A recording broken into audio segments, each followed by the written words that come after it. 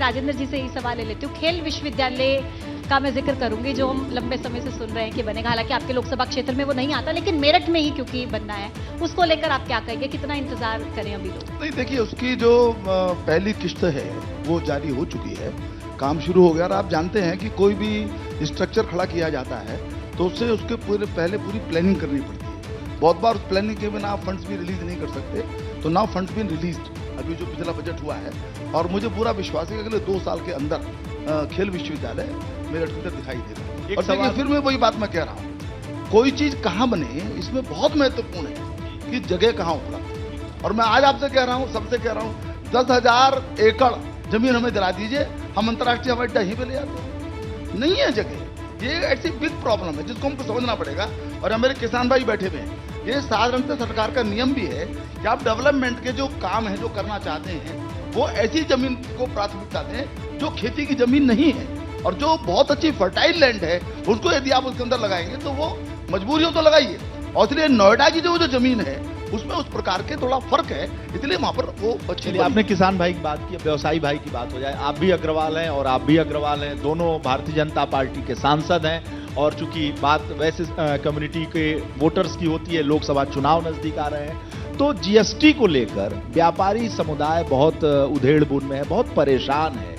तो आप लोगों ने पार्टी के अंदर आप आवाज उठाई, अपनी बातें रखी। क्या आपको लगता है कि जीएसटी को लेकर जो उधेड़-बुन है उसका खामियाजा आप लोगों को लोकसभा चुनाव में उठाना पड़ सकता है? देखिए, जीएसटी लागू होने के पश्चात से कई चुनाव हमने सामना किया है उनका, चाहे वो प्रदेश सरकार के चुनाव हो, चाहे केंद्र के चुनाव हो। तो जीएसटी का हमको तो लाभ ही नजर आता है। इसलिए लाभ नजर आता है कि सामान्य व्यापारी उससे संतुष्ट है। देखिए, जब टैक्स रिजीम में हम बदलेंगे तो कुछ नए अनुभव आएंगे, कुछ अनुभव से सीखेंगे, उसके कारण से कुछ अमेंडमेंट्स होंगे। और उसकी जो लगातार जो जीएसटी काउंसिल की मीटिंग्स होती हैं, उसमें अनेक प्रकार के विषयों पर चर्चा होकर के फैसले लिए जाते हैं। तदनुसार उसमें परिवर्तन भी किया जा सकता है, किया जाता है। लेकिन कुल मिलाकर के इस जीएसटी के कारण से जो टैक्स नेट है उसका विस्तार हुआ है, टैक्स देने वाले लोगों की संख्या बढ़ी है, एक सिस्टम के अंदर पारदर्शिता आई है, ईमानदारी आई है, एक जिम्मेदारी आई है। और ये बात ठीक है, कोई भी सिस्टम होगा उसमें निरंतर उसकी गुंजाइश होती है संशोधन की। लेकिन एक जो सबसे बड़ी बात है, जो पहले व्यापारी आय करके लोगों के साथ जो उसका इंटरफेस होता था, उसका जो एक्सप्लॉयटेशन होता था, उससे पूरी तरीके से इस नई रिजीम के अंदर, नई टैक्स रिजीम के अंदर व्यापारी मुक्त है। व्यापारी को ब्लड प्रेशर की बीमारी से थोड़ा सा आजाद है। तो ऐसा नहीं है, कुछ समस्याएं हो सकती हैं। और मैंने कहा कि ये कंटिन्यूस तो समस्या हो सकती है, आप इस बात को एक्सेप्ट कर रहे हैं कि जीएसटी से समस्या है। उन समस्याएं नहीं कहा मैंने, उन समस्या जीएसटी से फायदा ज्यादा है, समस्याग्रस्त रेगुलर प्रोसेस है जी, रेगुलर प्रोसेस के अंदर नई चीजें आएंगी। आप भी बताइएगा, उन समस्याग्रस्त जो लोग आपकी बिरादरी के हैं, आते हैं, जो हार्डकोर भारतीय जनता पार्टी के वोटर्स माने जाते हैं, वो कहा जा रहा है कि निकाय चुनाव में आप लोगों को झटका भी उन्होंने दिया। मैंने आपका प्रश्न लिया। देखिए, कुछ ऐसे लोग जो ईमानदारी से काम नहीं करना चाहते, वो लोग भले ही परेशान हों। आज अधिकांश व्यापारी इस व्यवस्था से खुश है और वो इसके साथ काम करना सीख गया है। अगर ऐसा ना होता तो जिस तरह के जीएसटी कलेक्शंस हैं ऑल टाइम हाई नहीं होते।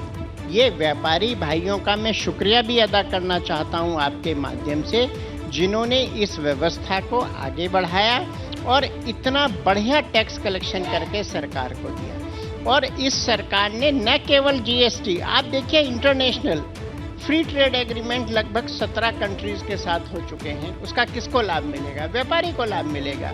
आज रुपए में इंटरनेशनल बाजार में बिजनेस होने लग गया है, उसका लाभ किसको मिलेगा? व्यापारी को मिलेगा।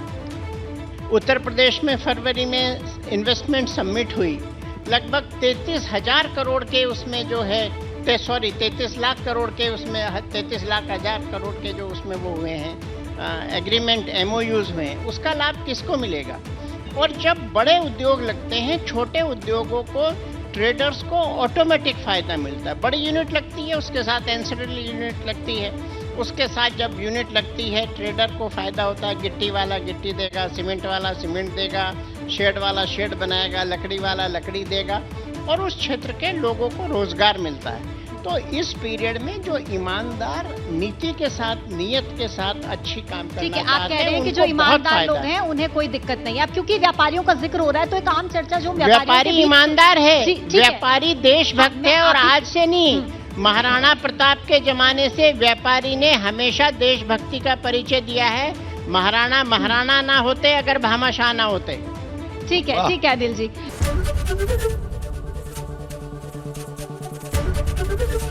एबीपी गंगा, खबर आपकी, जुबान आपकी।